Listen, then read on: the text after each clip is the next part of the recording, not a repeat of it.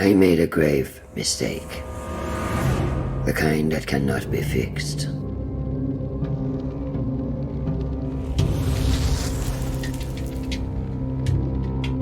It all began with a war between two mighty deities. A conflict with dire consequences. The fighting rent the very fabric of our world.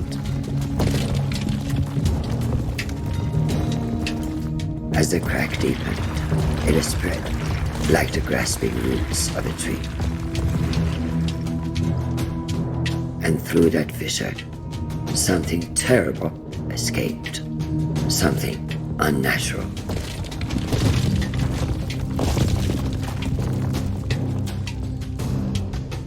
The destruction affected countless realms, many beyond our knowledge. But then, when all seemed lost, the deity created a holy sign,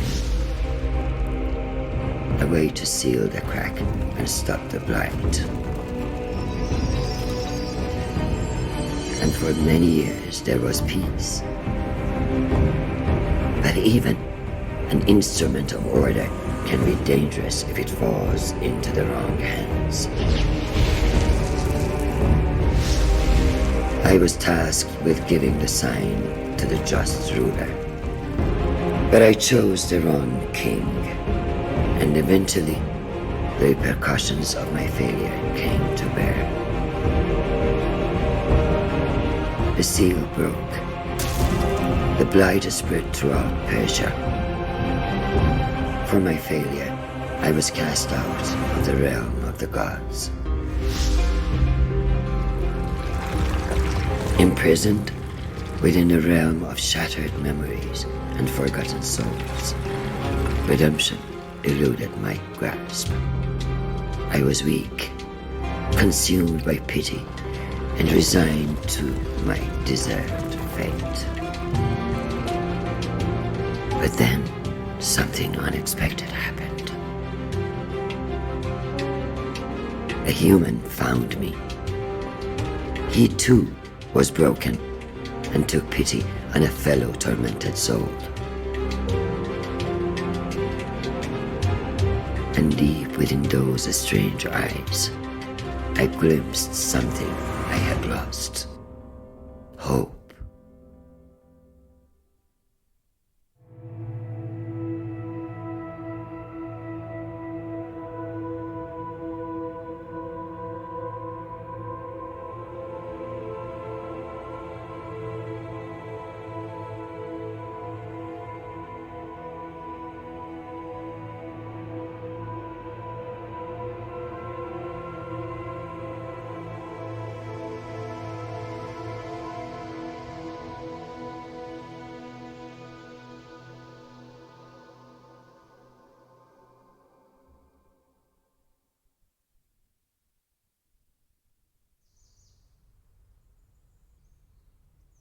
Slowly, like the morning sun clambering over the horizon, consciousness came.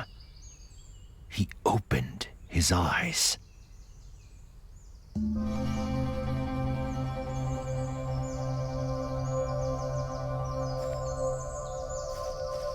How pleasant, he thought, to wake to nature's song. But something was not right. The song was out of tune.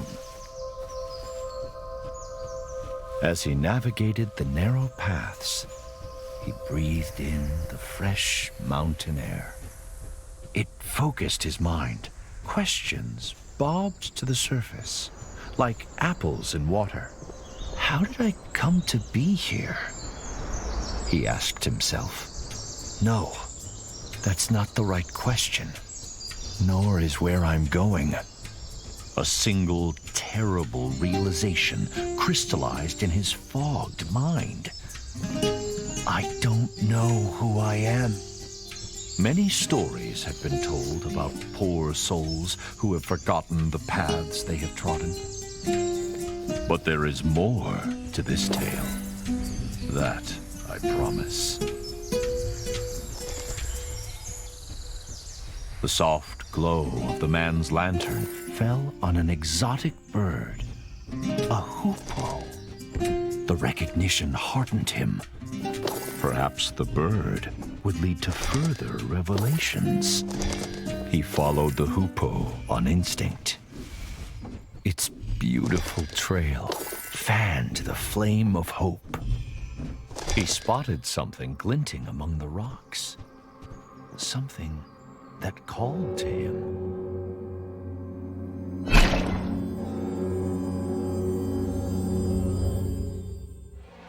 All he did was pull that hatchet out of the stone. A simple act with a remarkable outcome. The Revelations realm. There was no way back. Whatever this mysterious place was, he had to push on. The weight of the hatchets in his hands brought some comfort as he journeyed deeper.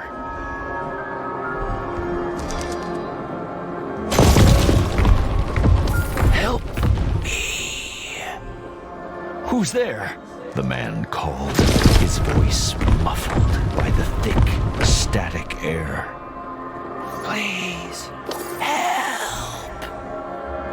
Where are you? No answer. He then felt despair, the kind that only the truly alone know. But he was mistaken. There was another in this ethereal place. The tree was alive, but bound tight by otherworldly rocks and glowing tentacles. The blades of the man's hatchets were sharp. The man didn't know if the creature were friend or foe, but he felt its pain and fear. It mirrored his own. Was freeing the creature wise? The man did not know, but empathy overrode his rational misgivings.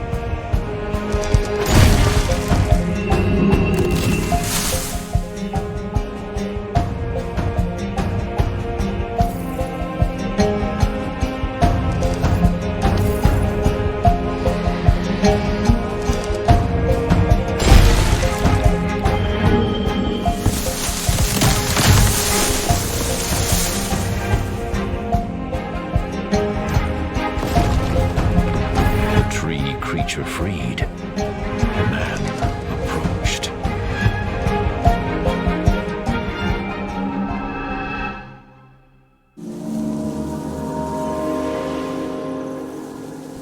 What happened? The man cried. Where have you taken me? Calm yourself, human. Did you not want to leave that alien realm? The tree leaned closer and introduced himself as All Seeds, a pomegranate tree. I don't know who I am. The man said. All Seeds pondered. Others like me have been afflicted by a sickness. Help them, and I will return the favor. All Seeds told the man to look for talisman stones, strange rocks protruding from the ground. Destroying the talisman stones would free his kind. Then, the mighty tree extended a great branch outwards, pointing east. Unearth the Canot Gate to find the path forward, to find yourself.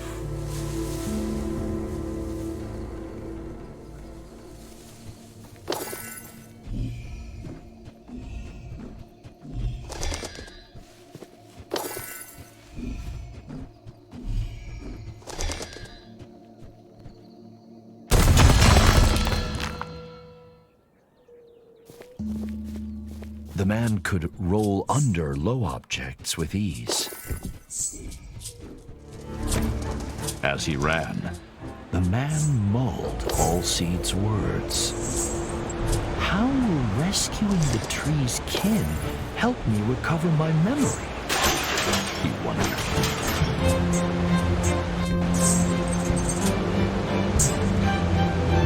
It appeared to be a diary entry, engraved into the stone. But to whom it belonged was a mystery. As he trod the winding path, the man thought about everything that had befallen him. He worried about the nature of the sickness that Allseeds had spoken of. How extensive was it? And how would it manifest itself? Little did he know that the answer to the latter question would begin to reveal itself a few steps further.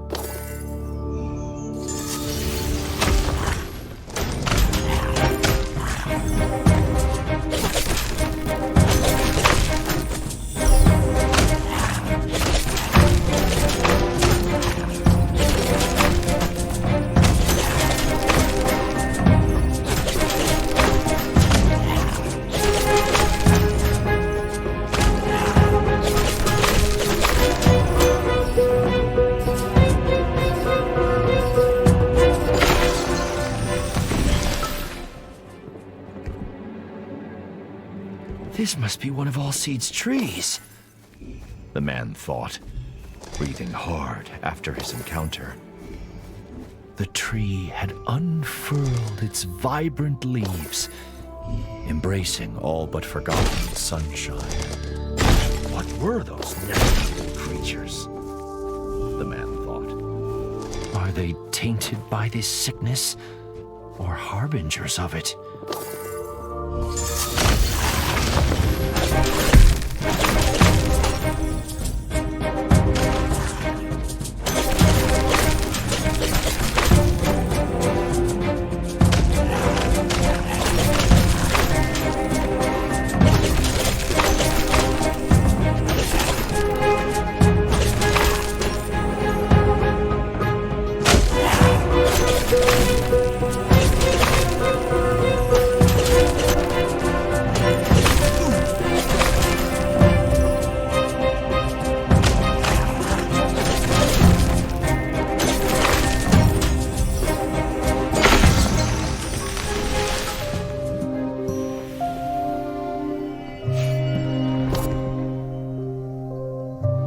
As the second of Allseed's kin was released, night cast its veil over the land. The inevitability of dusk, the serene quiet of it, brought the man a sense of peace. Allseeds was right. There is a sickness afflicting nature. The talisman stones must be at the heart of it. But where did they come from? Were those swarming creatures defending them? So many questions, so few answers. And still, he didn't know who he was.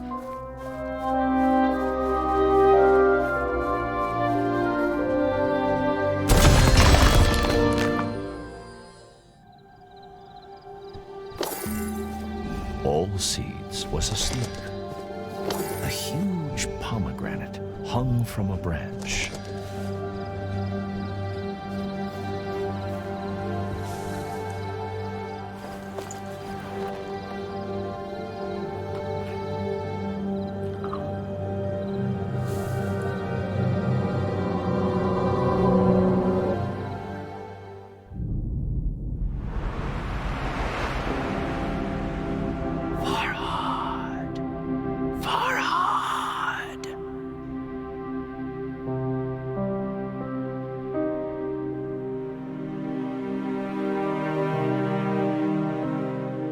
The mountain, Farhad.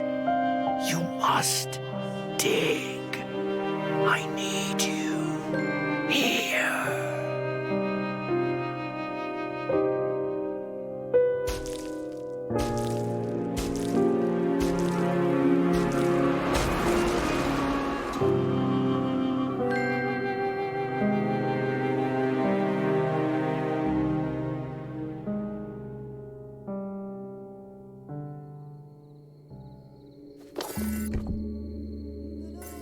Farhad. My name is Farhad. But who was that pained woman? And why did she ask what she did?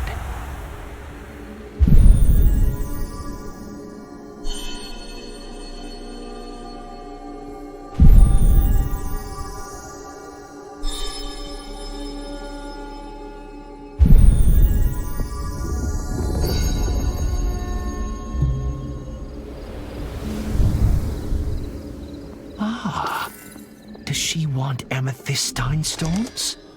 Farhad wondered.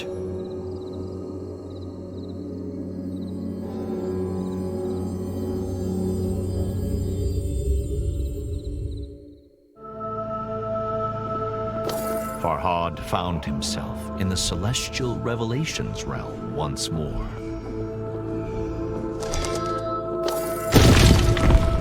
The desperate whisper echoed through the strange starscape, calling, beckoning. Farhad! Farhad! Farhad could hear years of agony in those few words. Help me, Farhad! Please! Show yourself! Farhad called into the twinkling black. Where are you? But if he was heard, the whisper didn't say.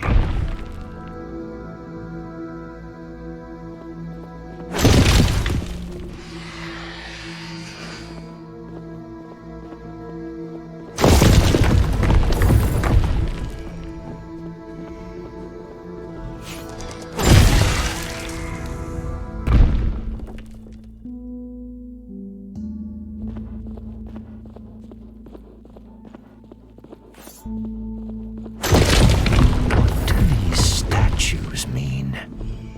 He wondered. One was of the mysterious woman in his hazy memory. She who pleaded with him to come to her. The other, no doubt, was Farhad himself. Was she the key to his past and his future?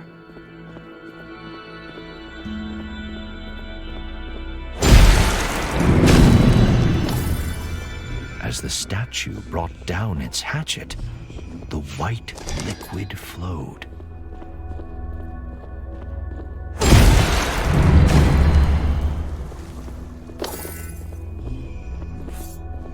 Farhad could only hope that soon his thirst for answers would be quenched.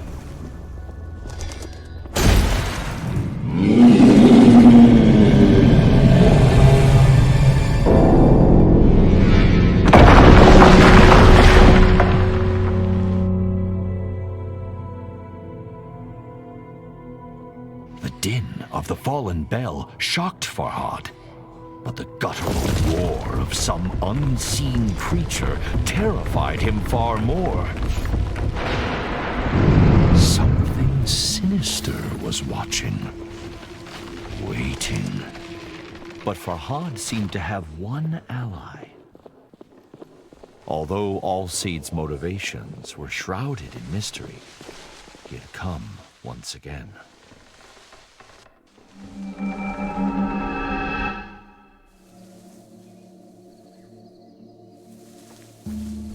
What do you know of that place? Farhad asked Allseeds. A shiver passed through the tree's branches.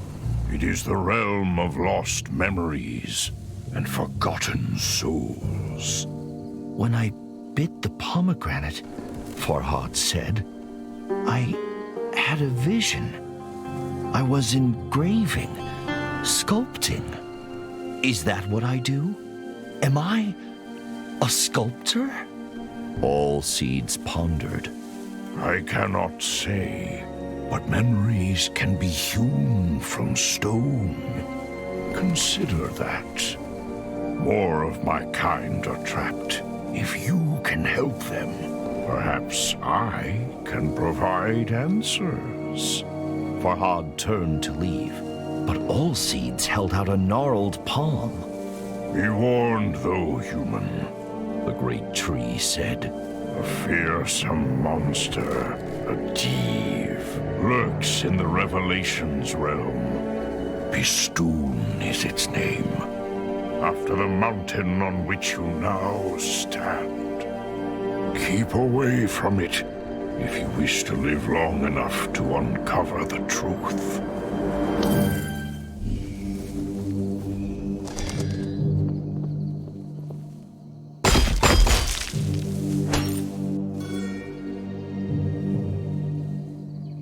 Farhad stood back and admired the engraving.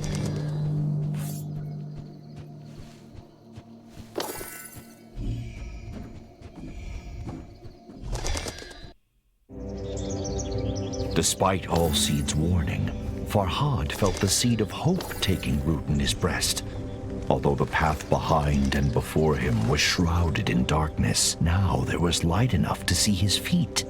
Allseeds had proven that it could help Farhad regain his memories. And although he didn't yet have all the answers, he had purpose.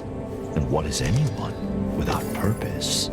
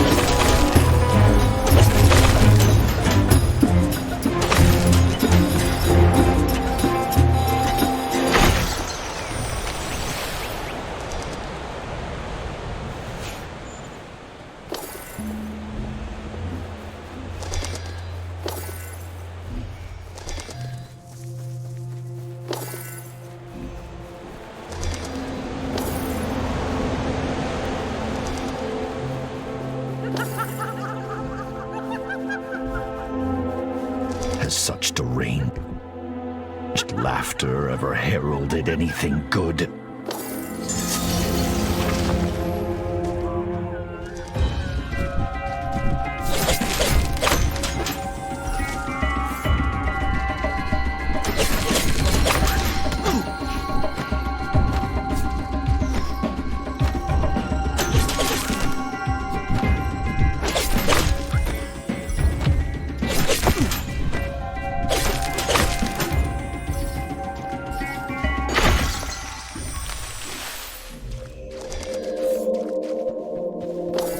A sculpture caught Farhad's attention.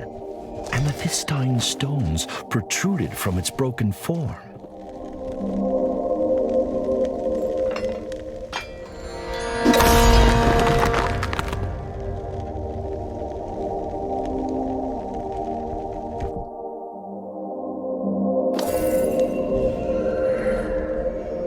Farhad felt a new affinity with his hatchets, as though they were a part of him.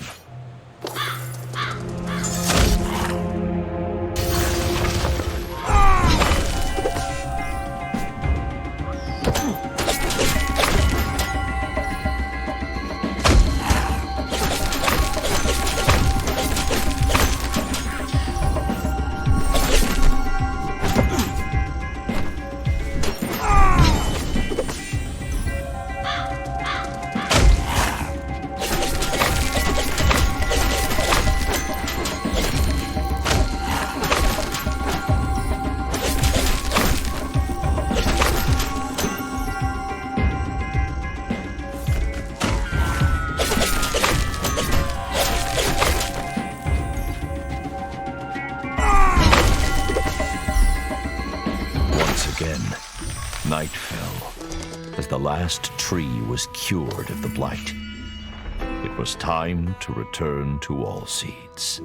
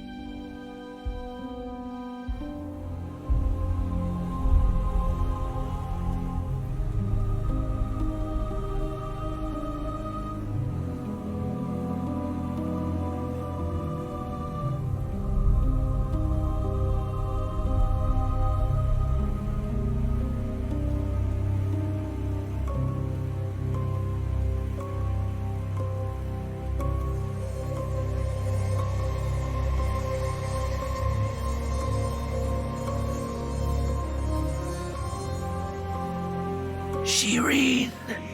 Shireen!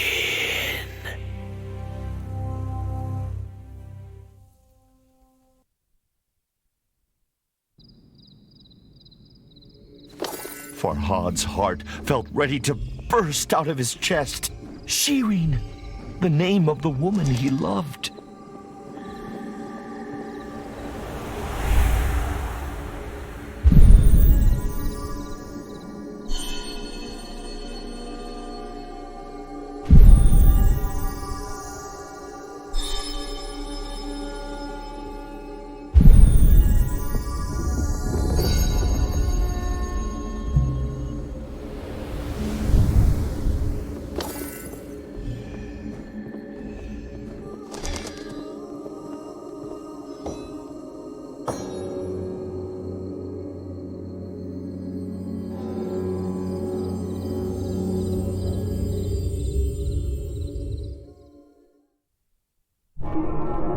Silence hung thick in the ethereal air, as if God himself were holding his breath.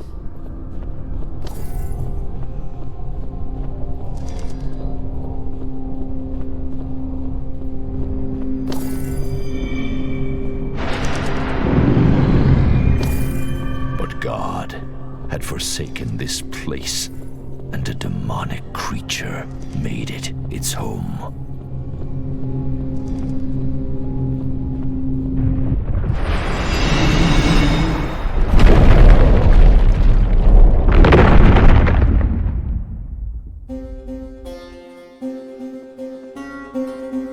Something, perhaps the ominous roar, had activated the talisman stones. The Hooper, Farhad's thankless guide, was trapped.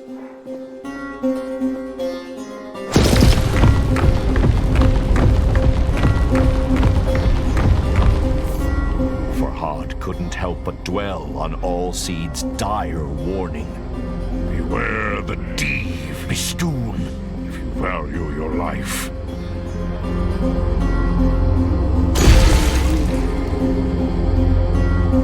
the poor bird was in grave danger.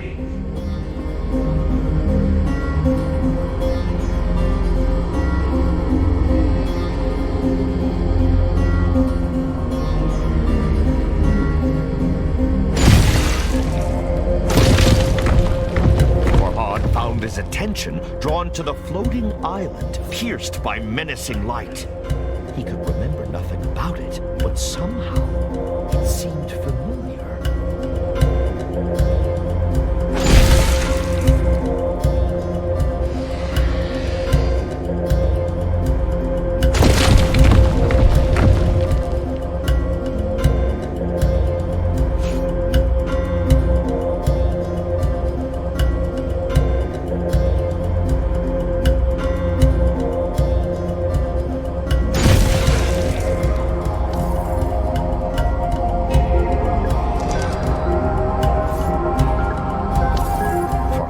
Freed the hoopoe, but flap as it might, it struggled to fly.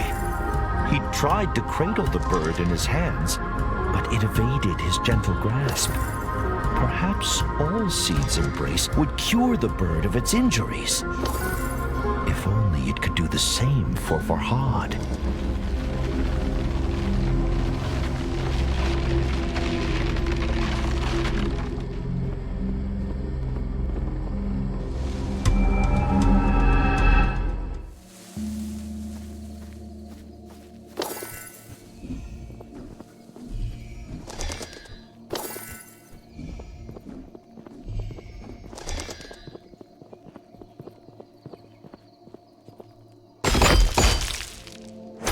I'm so sorry, Shireen, Farhad muttered under his breath. It pained him that he could ever have forgotten his love. What has done this to me, he thought. 1,000 thoughts and fears vied for supremacy in Farhad's head. But all coalesced into a single burning goal. He had to find Shireen. Thankfully, it seemed Allseeds had healed the hoopoe's wounds. The little bird darted from one perch to another with a grace that brought a smile to Farhad's lips.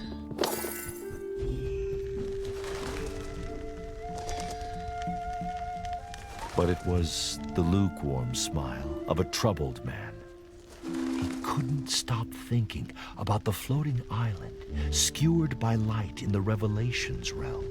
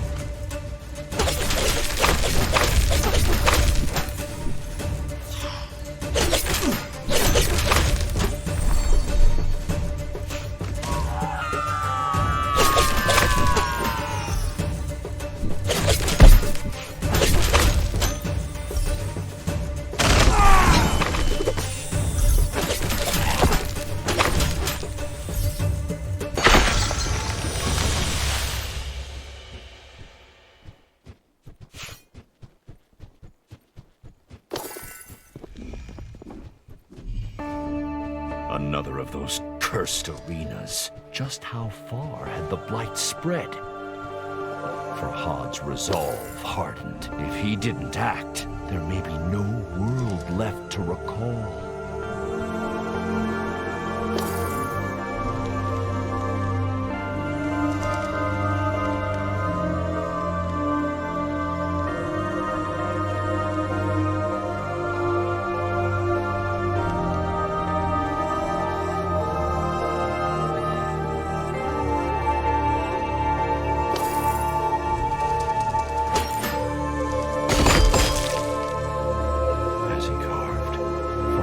Memories of Shireen grew stronger.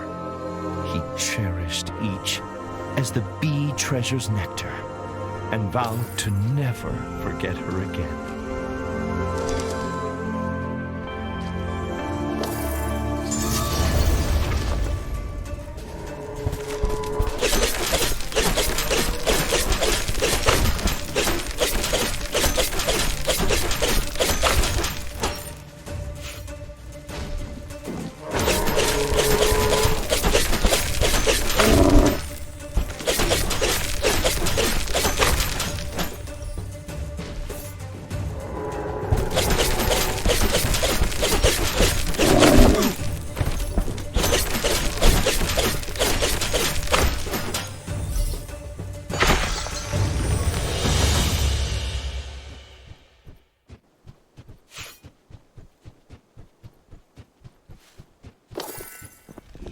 The enemies are growing in might and stature, Farhad realized. The blight must be worsening. His train of thought was interrupted. A sweet scent found its way to him on the gentle breeze. It seemed to be coming from the temple ruins.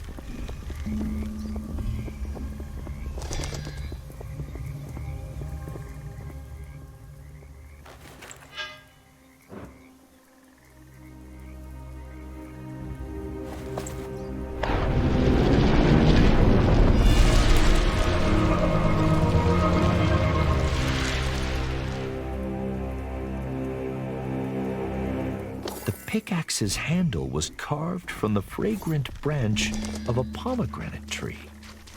Have I used this before? Farhad wondered. The feel of the pickaxe in his strong hand suggested the answer.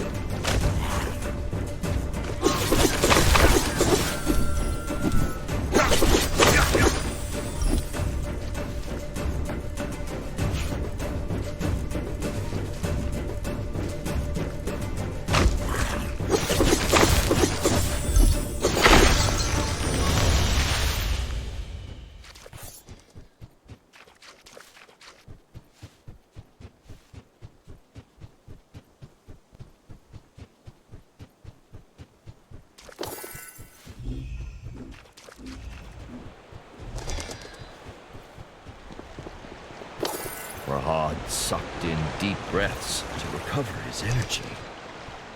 But despite his exertions, he realized he was humming the broken notes of some long-forgotten song.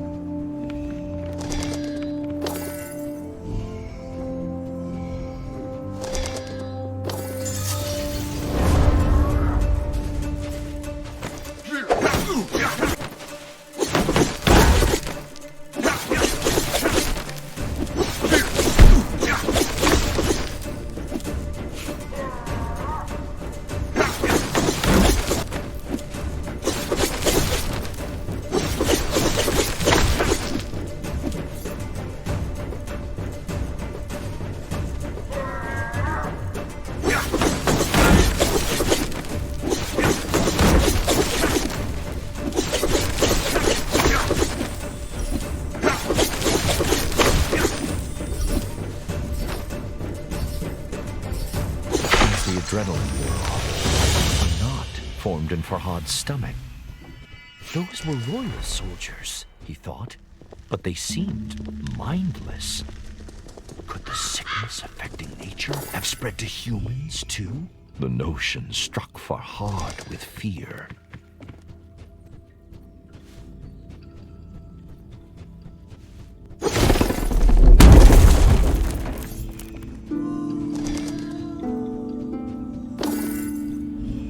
Farhad's fear settled into a crushing depression. Wherever he went, he encountered only forgotten destruction, like a battlefield long after the fighting has ended. Why is nobody trying to stop this madness? Farhad thought. Perhaps they had.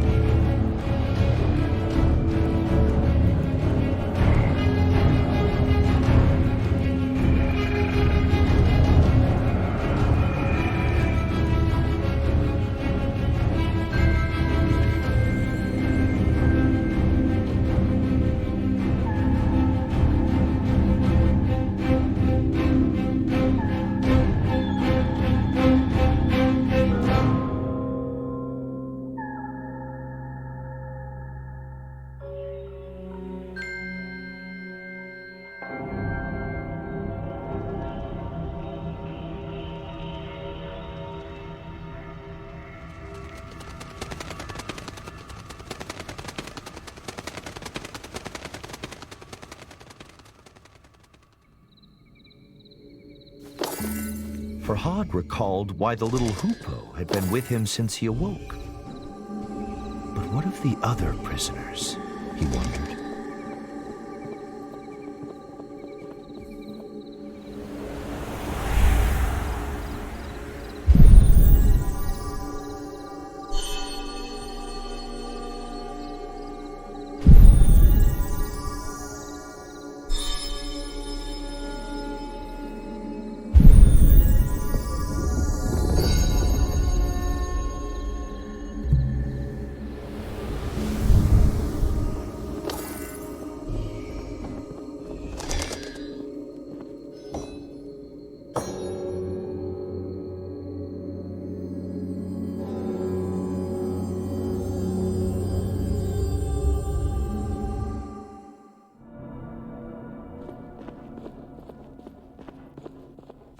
Seed's stern warning sharpened Farhad's senses as he entered the Revelations realm once more.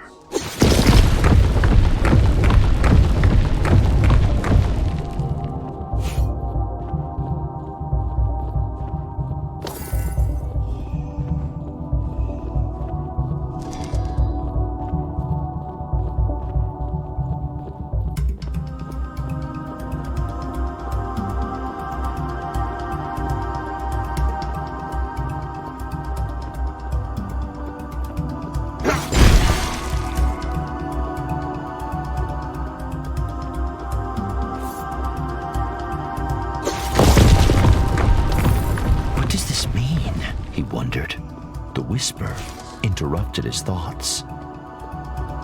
Please, my hands.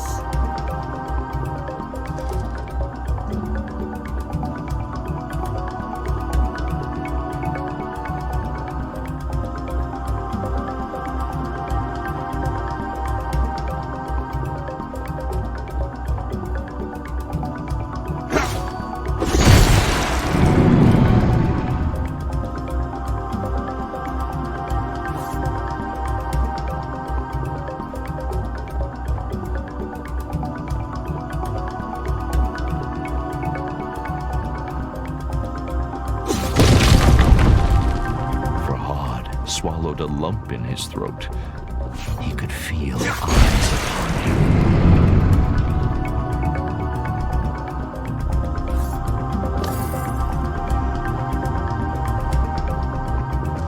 Can't take it.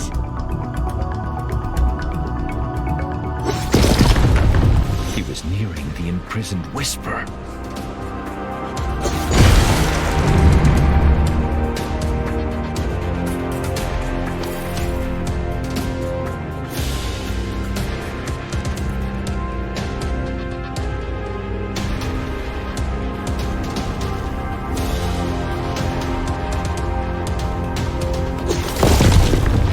Of Shireen were a raging torrent that swept away his fears.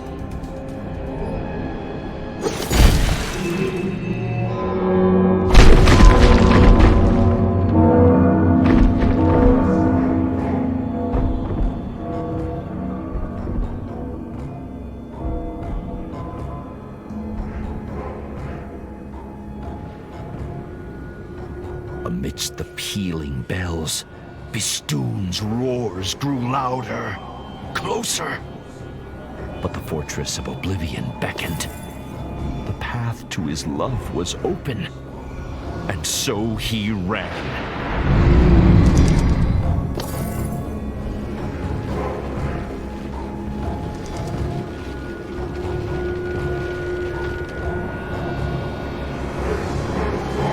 What did I say?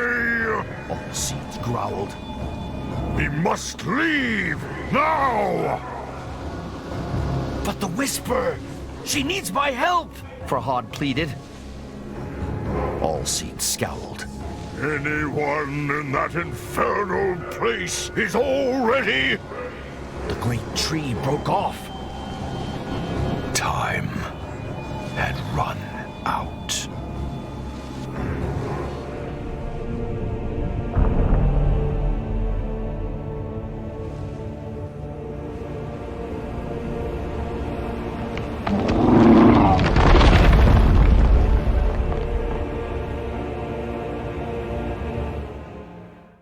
Farhad awoke to darkness, as thick and foreboding as a moonless night. Am I?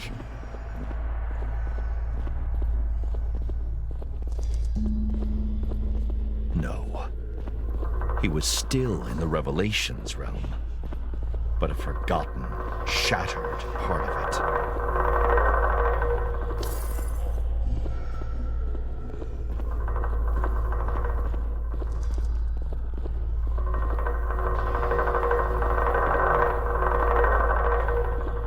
The memory of Bistun's terrifying appearance sent a shiver down Farhad's spine.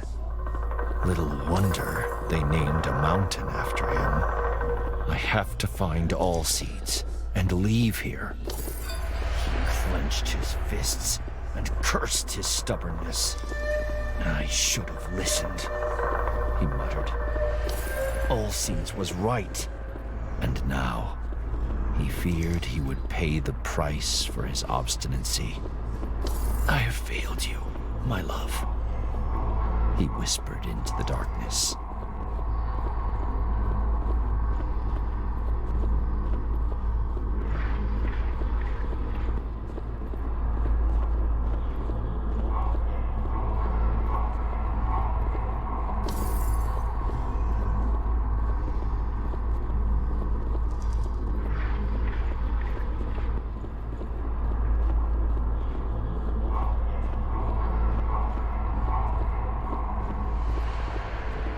Lost in his thoughts. At first, Farhad didn't notice the statues lining his path.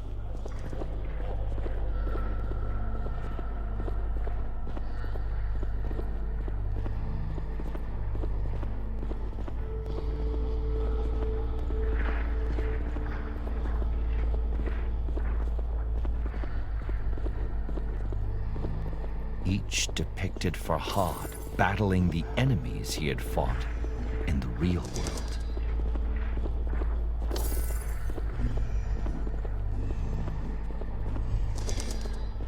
But in every one, the foes had overcome him.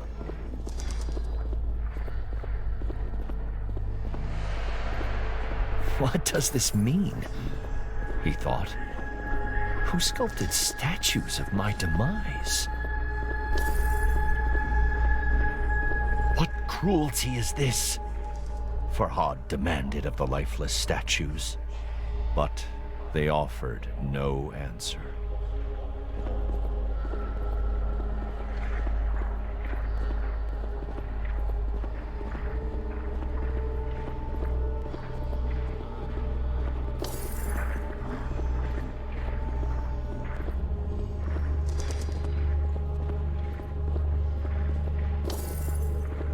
Farhad swallowed a lump in his throat.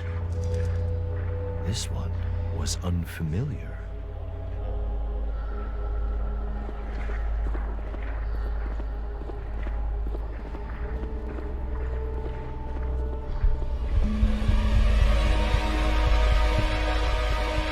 We have to go, Farhad said.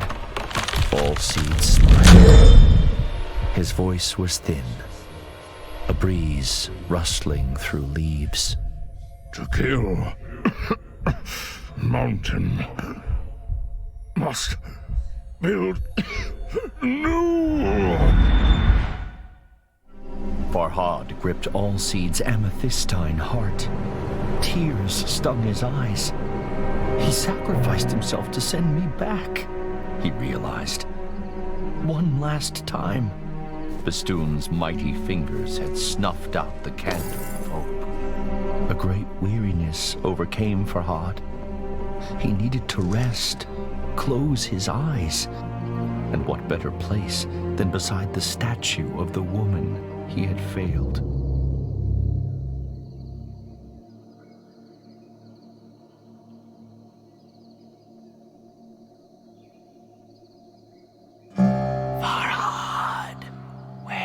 Wake up! A commanding, unfamiliar voice said, "Wake up and follow me."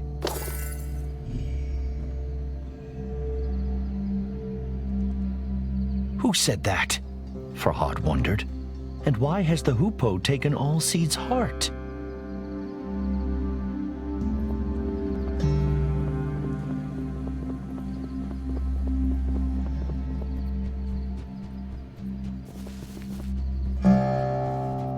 It is good to finally speak to you, Farhad, the hoopoe said. I am the goddess Anahita. Anahita explained that she had been under a spell of silence cast by Bistun. She could speak again with the aid of the magic hidden inside Allseeds for so long. The magic contained within his amethystine heart. Of course, Farhad had many questions. I will explain later, Anahita said. She told Farhad to follow her trail once again. Build an anvil, Anahita instructed. Trust me.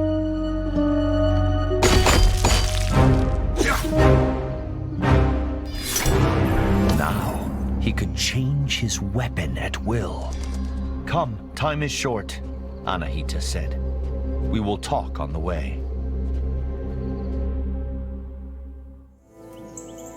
Where are you taking me? Farhad asked. The goddess explained what she knew. Allseed's heart was the key to the Revelations realm, to the fortress of Oblivion. But without the tree itself, the heart's magic had waned. My temple bears a holy sign, Anahita said. It may be able to restore the heart's magical power.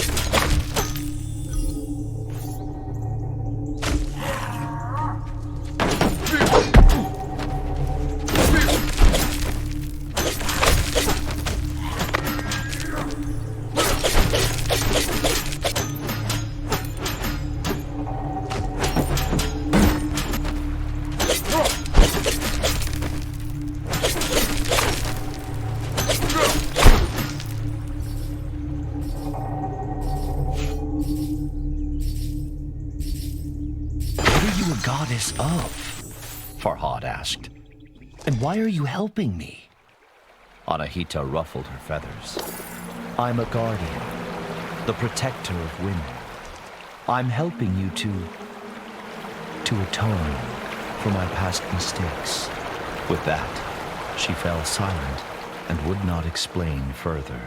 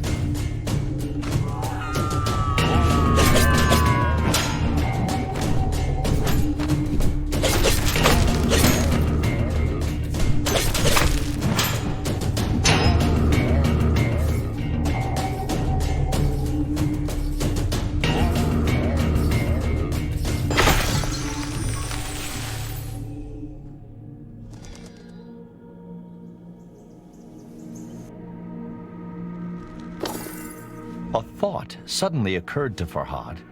He asked Anahita if she too had heard the whisper in the Revelations realm. "You're not insane, if that's what you're asking," she said.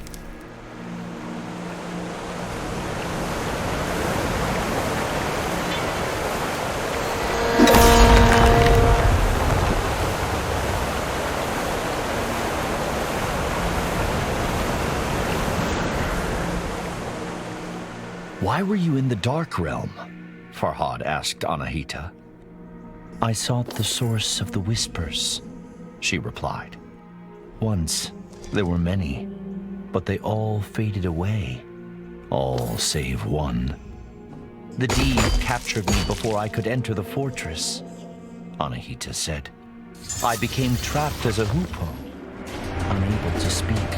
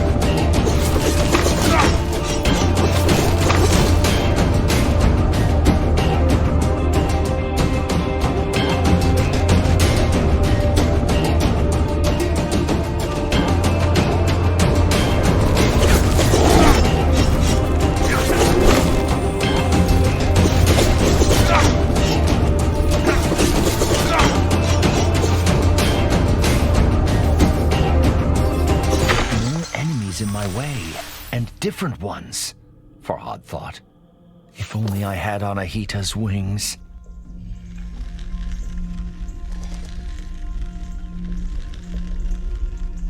Farhad asked Anahita what she meant by atoning for past mistakes. The goddess sighed. "I was tasked with giving the holy sign to the just ruler. I gave it to the wrong person. Chaos spread through Persia. I was cast out."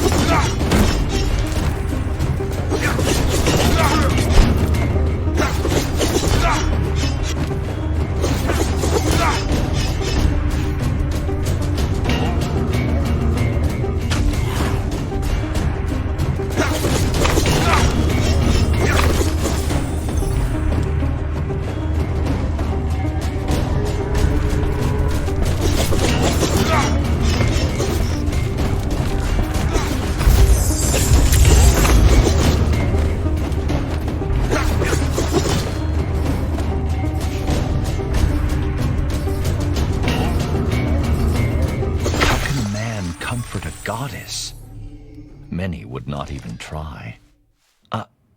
I'm sorry that you were cast out, Anahita, Farhad said. You have nothing to be sorry about, the goddess replied, but I appreciate the sentiment. I was defenseless. I had nothing, until Allseeds gave me a branch, and I built a weapon. The pickaxe, Farhad surmised. It is yours. Anahita shook her head. No, it is yours.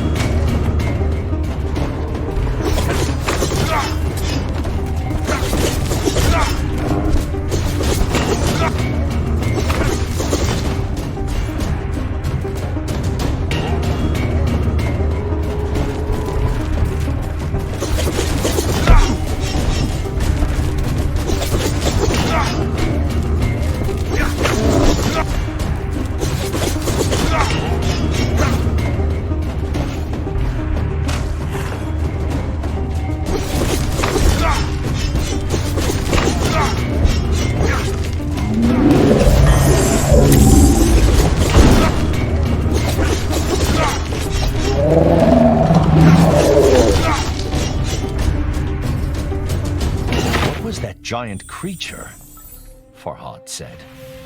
A guardian Div, Anahita replied. Come, we must be close to my temple now.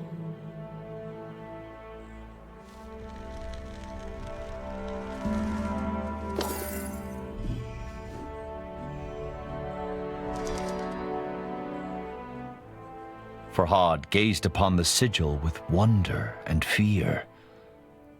Is that the holy sign? Yes and no, Anahita said. I built this one of many. It is based on the design that Ormazd gave me.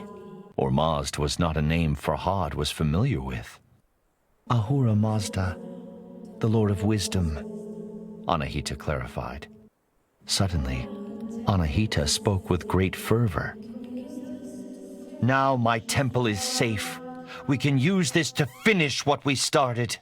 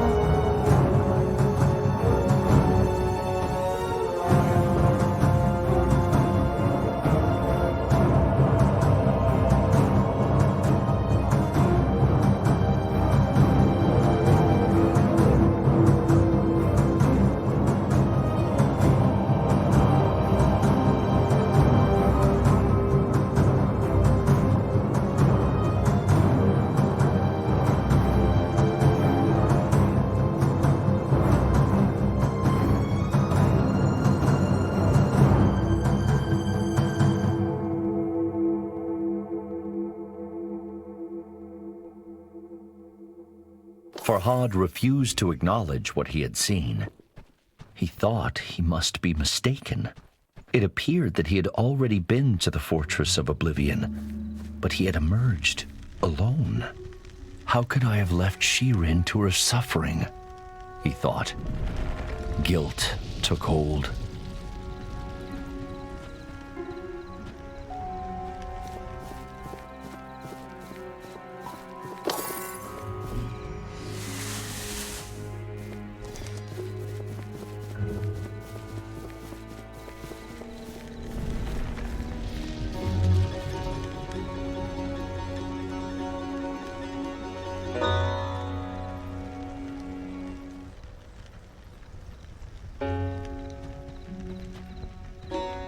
Farhad furrowed his brow.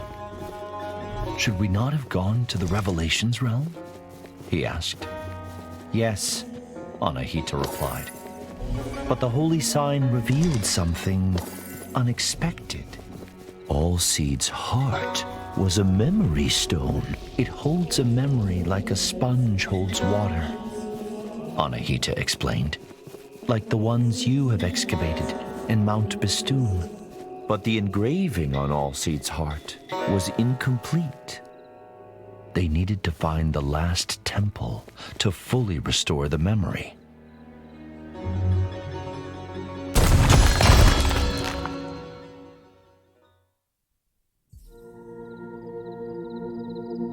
What do you know about these memory stones? Farhad asked. Better I show you, Anahita said. With great trepidation, Farhad took his pickaxe to Mount Bistun once again.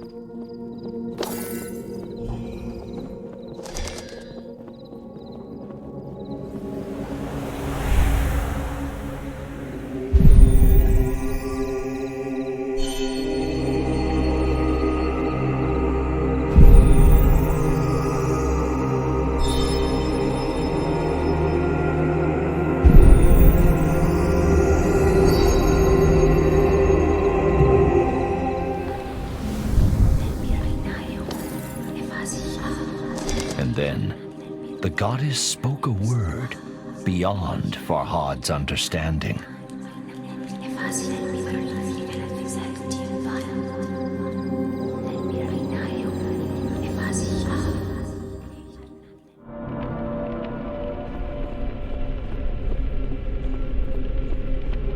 Returning to the Revelations realm brought a lump to Farhad's throat. Dread shuddered down his spine. We shouldn't be here, he said. The Div, Bistun, it will... It cannot hurt us, Anahita interrupted. Trust me.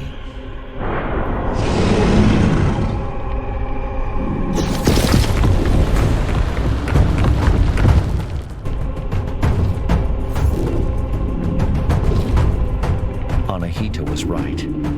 Bistun pounded against the red mist, but could not force its way through. Anahita became animated. I have found the key to the memory stone, she said. She told Farhad that a single word was engraved on it, only visible in the revelation of a strange light. Oblivion. What does that mean? Farhad asked. It is the key to Alseid's heart, the goddess said. It is where our friend now rests.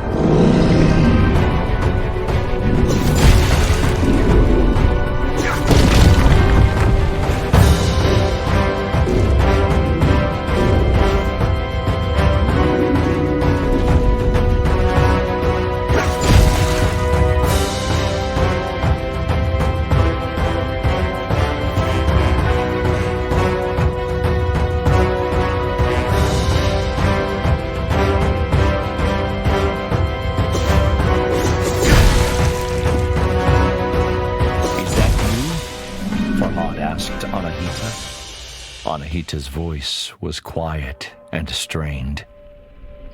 Yes, this is the memory of my imprisonment.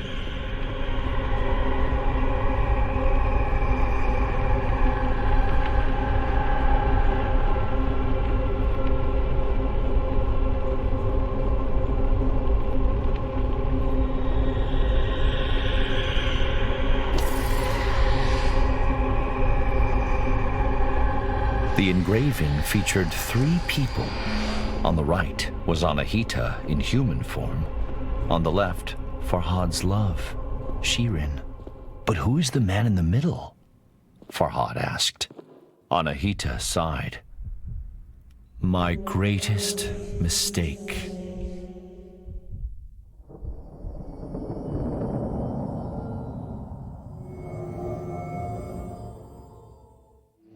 Farhad staggered as the earth growled and shuddered beneath his feet. The beast, caged for now, was banging on the bars with blows so mighty they crossed realms.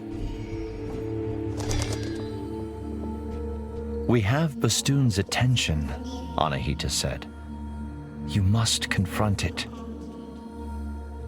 I'm not ready, Farhad said. How can I defeat such a creature?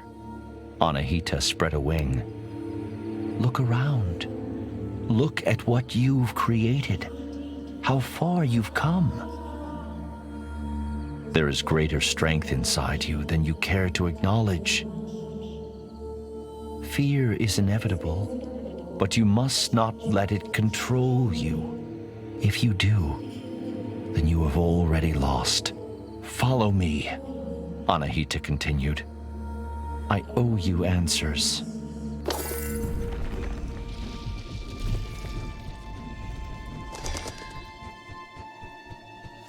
He is my great mistake, Anahita said. I chose him, and I chose poorly. How does this help me defeat Bistun? Farhad asked. Anahita sighed. You still have much to learn, human. Patience, for one. Everything has a weakness, the goddess said. Humans, Div, even gods. But before Anahita could say what Bistun's weakness was, she told Farhad they first had to address his.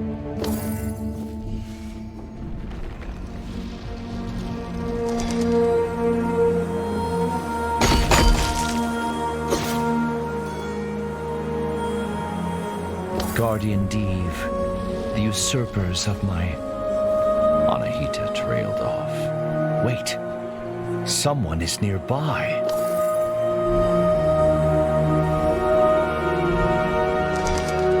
Farhad blinked.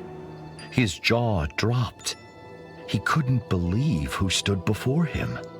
She was more graceful than a swan, more beautiful than a moonlit lake. Farhad knew he should have felt only relief at seeing Shirin safe. But to his great shame, his happiness was tinged with chagrin. He had dreamed of saving her from imprisonment, yet here she stood. How did you escape? Farhad eventually said, his voice trembling. Escape, Shirin said, with furrowed brow. Why would I need to escape my castle? I have been there since you built the milk canal. But, you whispered to me, Farhad began. You are not well, Farhad, Shirin said. I have come to plead with you to stop this madness. But Shirin, my love, I do all this for you. Shirin cast down her eyes. I am sorry if I have misled, but you must know, I do not love you. With those words, the bottom dropped out of Farhad's world. But he had no time to brood.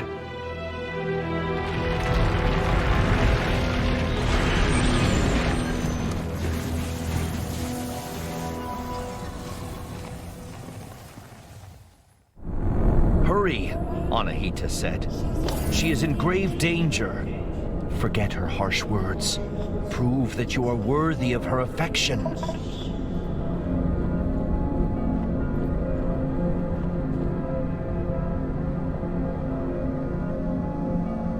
And though Farhad was frightened, his mind racing, he knew what had to be done.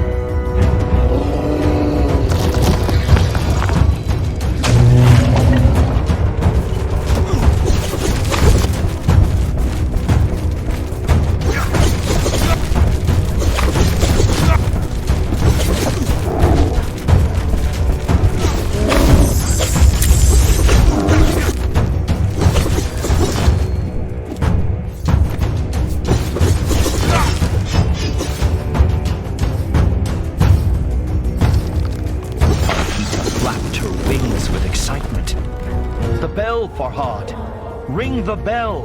The bell would not peal, her small eyes brimming with sorrow. Anahita caught Farhad's despairing stare. Save her, the goddess said. Do not make a mistake as grave as mine.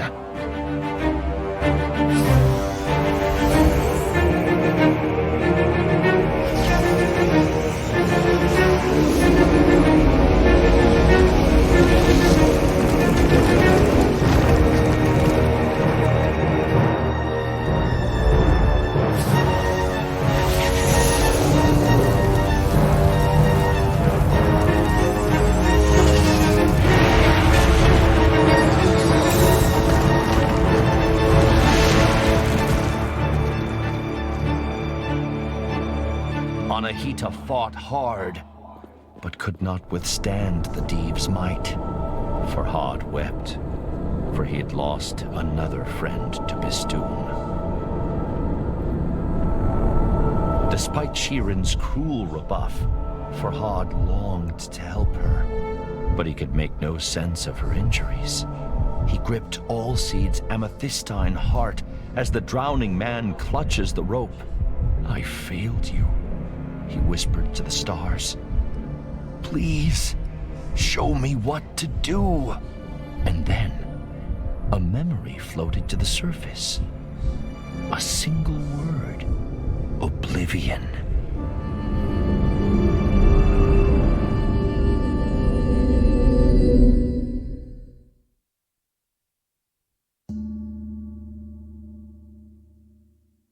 Don't give up, Farhad pleaded. Stay with me. Farhad cradled her in his arms, as if she were made of porcelain, and he saw something wonderful, the slight rise and fall of her chest.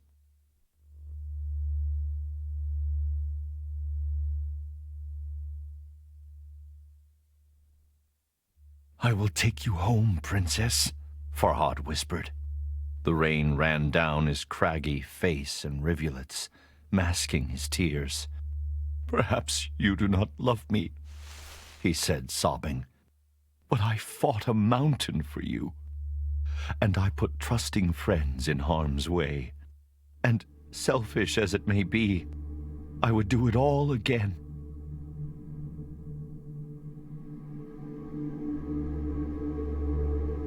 As Farhad walked, Shirin started murmuring. Farhad leaned close. She whispered but a single word, Khosrow. Suddenly, it all made sense to Farhad. The stone carving. The two were the perfect couple. The king of Persia and the princess of Armenia. How could a lowly sculpture question such a union?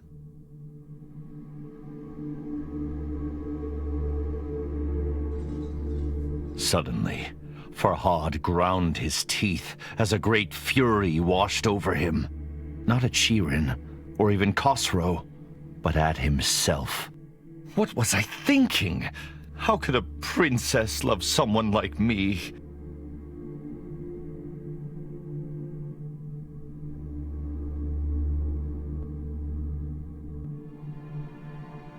But it doesn't do to wallow in self-loathing, and other questions wormed their way through Farhad's anger. If not Shirin, then who does the whisper belong to? How could he defeat Bistun and enter the fortress of Oblivion? Why even try now? Farhad was ashamed by his selfish musings. What happened to Anahita? He thought. Does she need my help?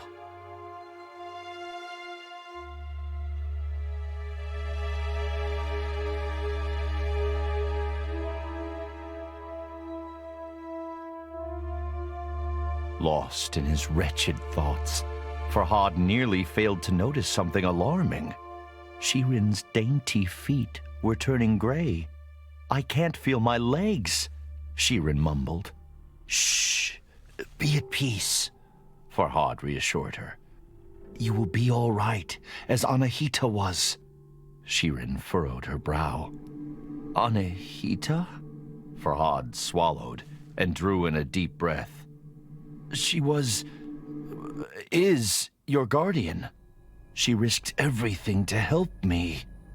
He trailed off with a hoarse croak.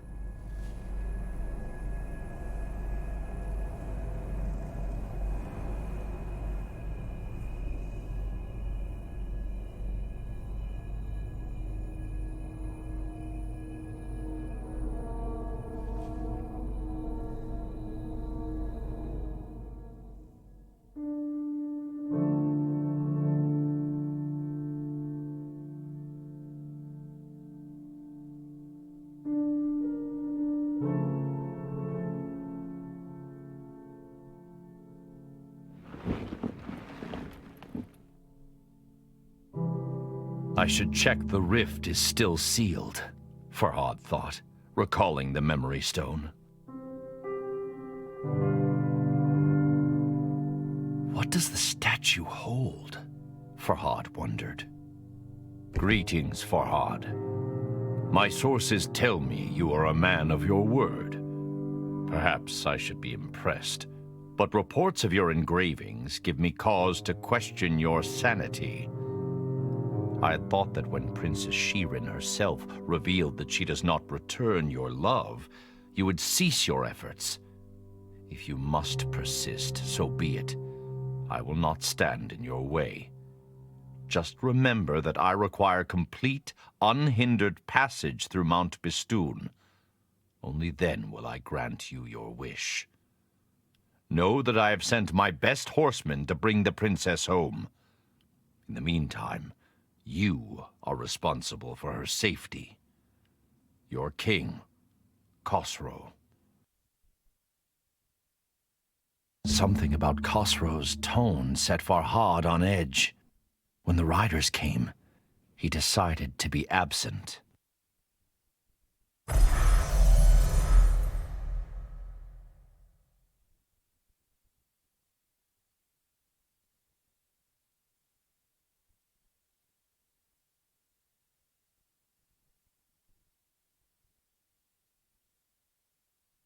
My lady, Farhad began, forgive me. I could sit here by your side for 100 years, and the gentle rise and fall of your chest alone would sustain me. Farhad swallowed a sob. But I cannot stay. Anahita, the one I mentioned. I must find her, but do not be afraid. The king's men approach like thunder. You will be safe with them. Safer than you ever will be with me. And with that, he gently kissed his love on the forehead and resigned himself to never seeing her again.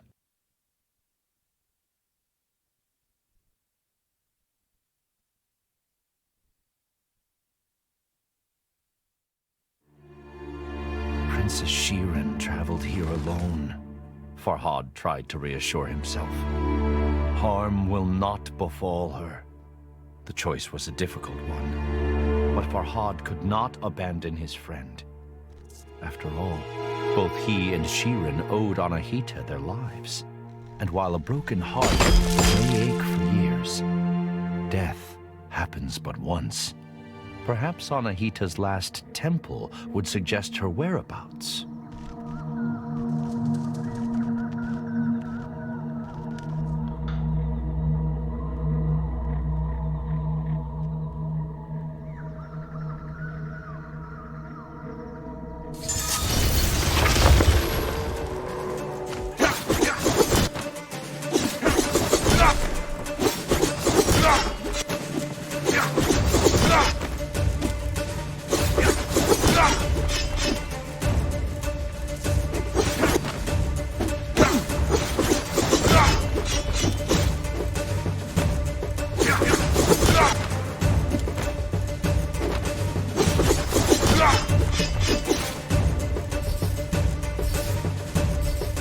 Doubt reared its ugly head. Khosrow's letter was condescending, haughty, oppressive. Shirin would no doubt be safe with the king, but at what cost?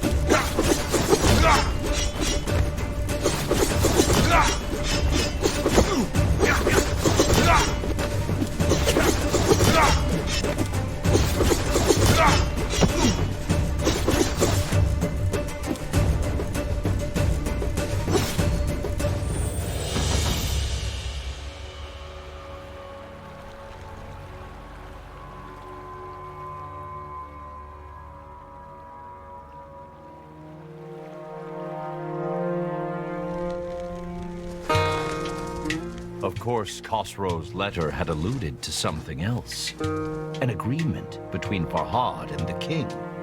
Why does he want passage through Mount Bistun? Farhad wondered.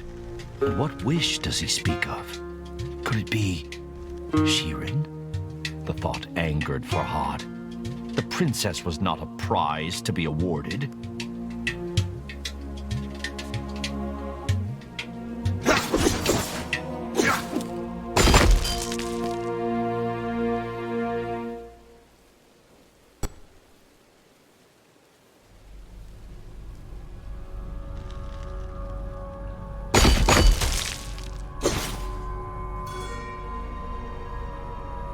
Farhad feared the worst. The Div was mighty and terrifying. And if Anahita had overcome it, why hadn't she returned?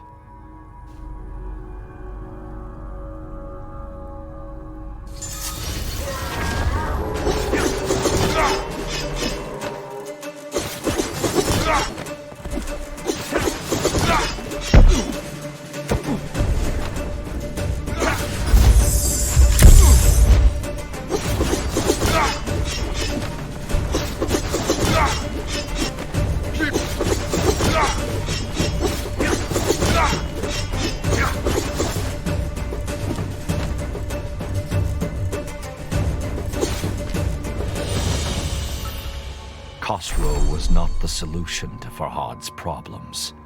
Bistun caused the blight, and no Div would bow to a king, no matter how powerful. She will be back in her castle now, Farhad tried to convince himself. All this will be behind her.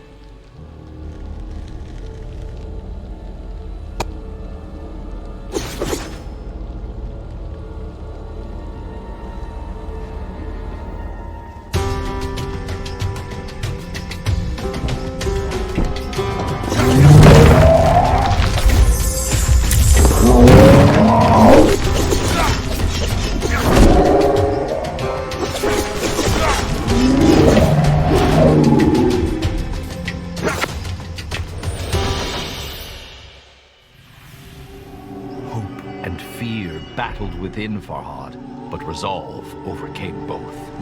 This time, he knew what had to be done.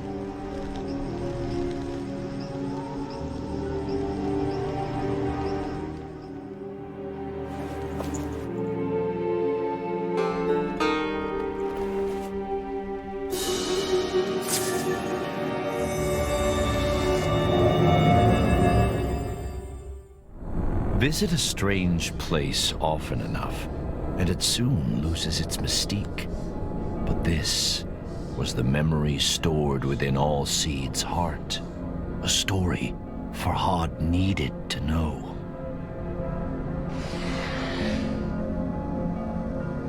It looks like some sort of mold.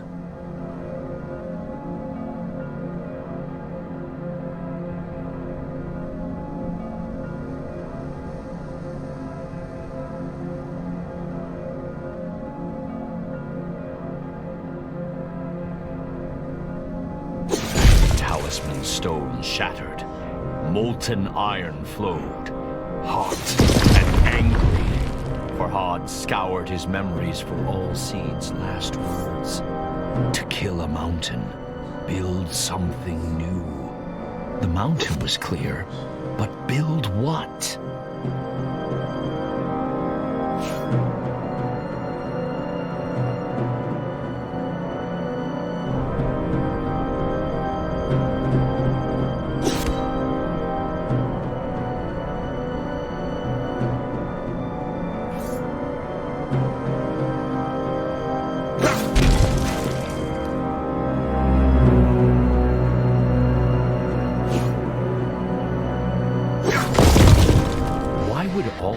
have a memory of a smithy, Farhad thought. After all, fire and trees do not usually well mix.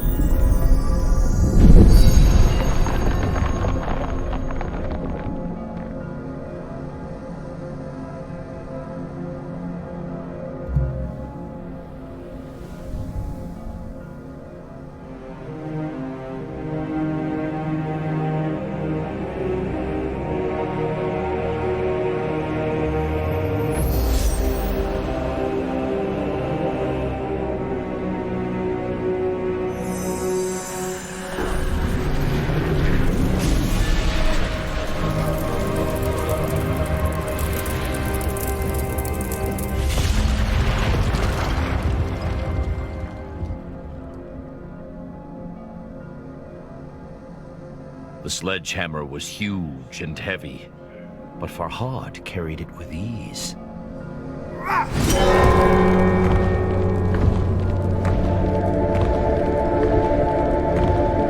As he rounded the corner in the floating path, a gasp escaped Farhad's lips.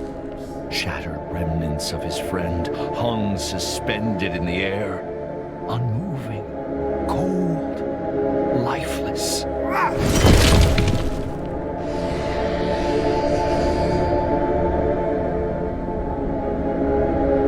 Do not ask for whom the bell tolls, Dave, Farhad shouted into the darkness. It tolls for thee!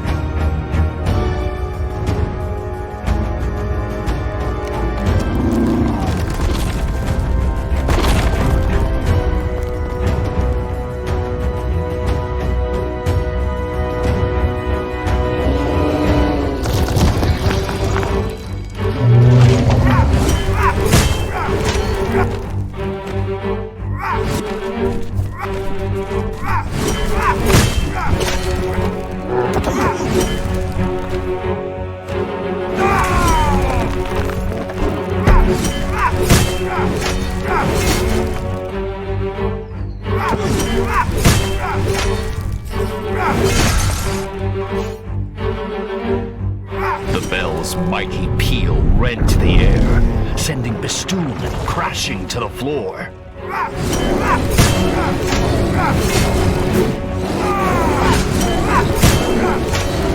This is for my friends, Farhad cried.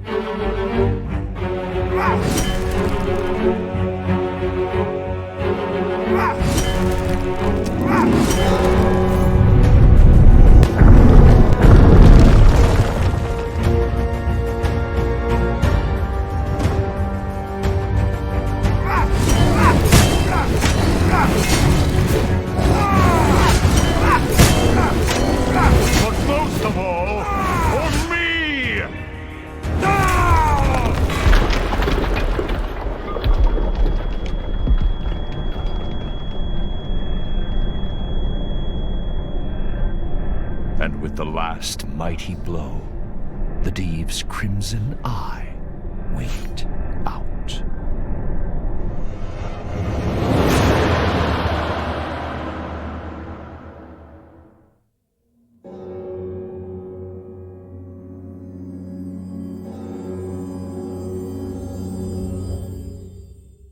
The storm within Farhad's heart rivaled the one that rent the dark skies. Bistun was defeated, but at such cost. He felt more alone than he had ever felt before.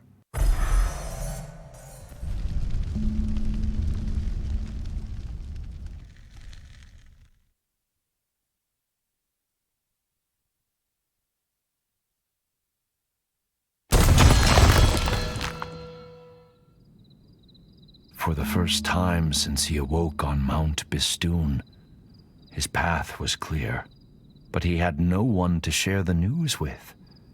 Princess Shirin would be resting in Khosrow's quarters. Farhad, what have you done? What vile sickness did you expose my love to? You have no reason to dig through the mountain any longer.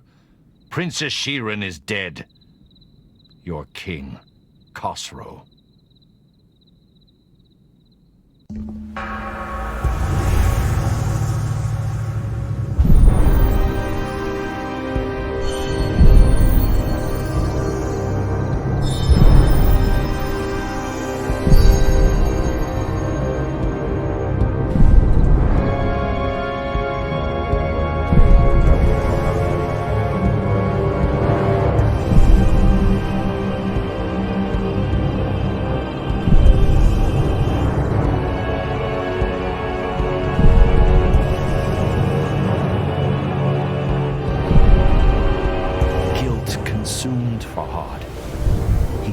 This world could no longer offer him anything. But death had not ended Farhad's journey before, and it was not about to now. Instead, Farhad drew ever closer to answers. The final steps on the path laid out before him, the path that ended in the realm of forgotten memories. The fortress of Oblivion awaited him, and Farhad thought of all those who had played their part in getting him here.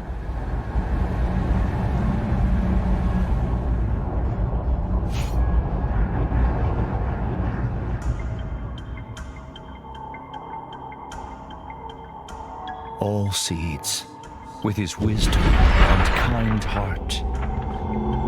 Majestic Anahita, so dedicated to atoning for her greatest mistake. The beautiful princess, always out of reach. And the king, who had treated him with such disdain. But none of them mattered anymore. The whisper called to him.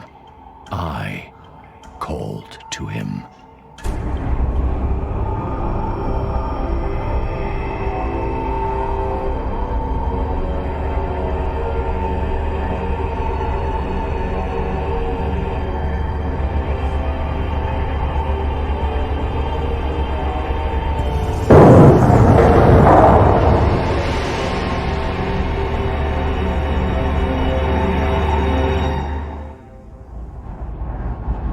Fear and foreboding chilled Farhad as he walked amongst the horrors. Exiled and forgotten people, ensnared by the blight, trapped in endless suffering, their silent screams frozen in their gullets.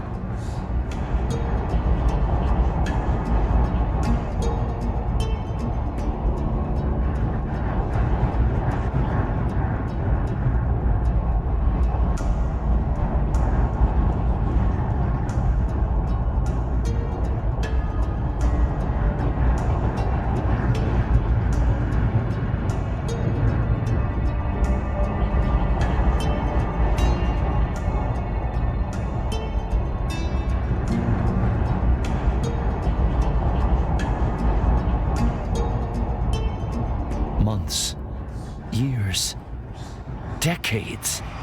For how long I had called him to me, I cannot say. My voice gave out, but still, I cried out across the realms. Unimaginable agonies racked my body. Yet I never sought refuge in insanity. The wound that never heals reminded me of my mortality and my purpose.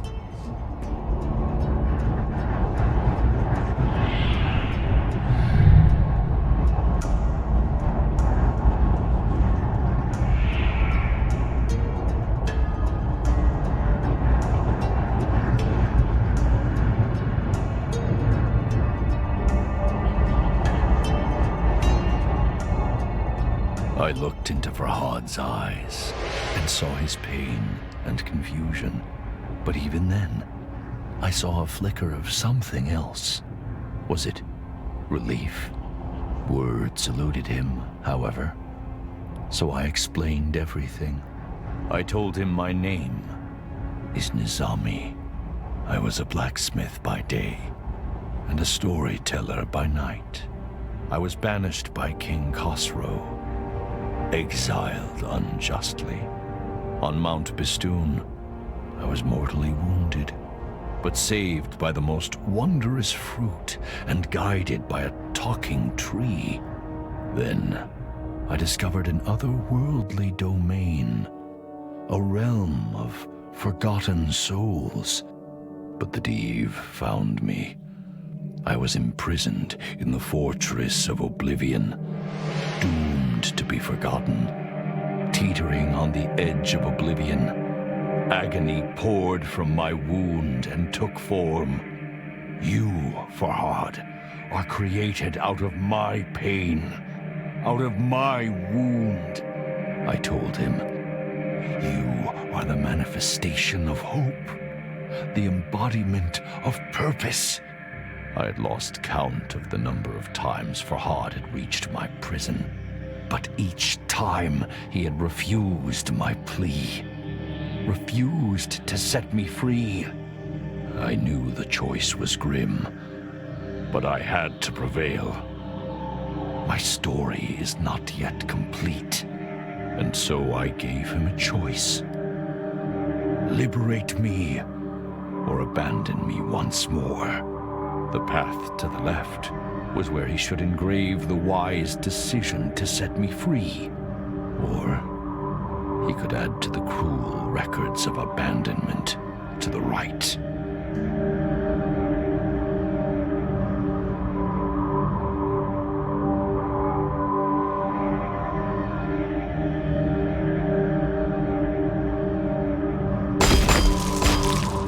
This time, I resorted to honesty to convince Farhad to release me. If he rescued this poor old man, his creator, from a life of torture, I promised to continue my journey. I would seek out the source of the blight afflicting nature, the reason behind the chaos that sweeps through Persia, and destroy it. But sadly, there was a catch. To leave my unnatural shackles empty would draw unwanted attention. Farhad would have to take my place. At this, the sculptor growled and turned his head. "Wait," I implored. "You do not understand." I told him how this sacrifice would give his life meaning. After all, it was his purpose. It was what he was created for. The only way he could escape the cycle. And I promised that when my quest was complete, I would come back to return the favor.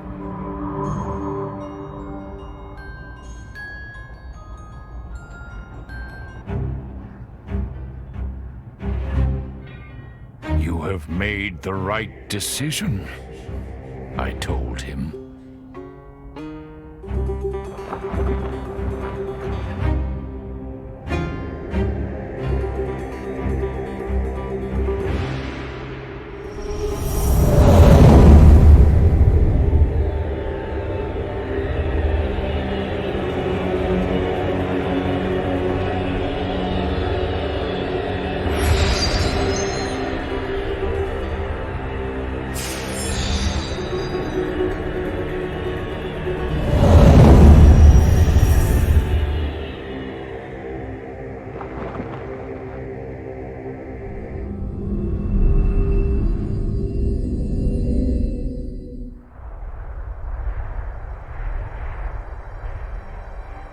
Before I left, Farhad asked me if his sacrifice would be worth it.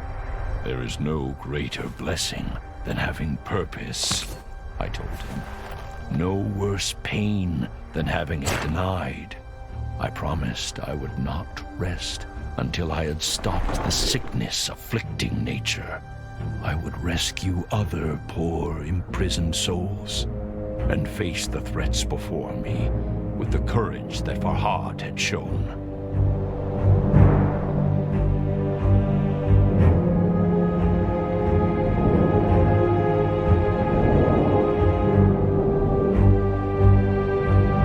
Damavand, I called. Let your fires light my way.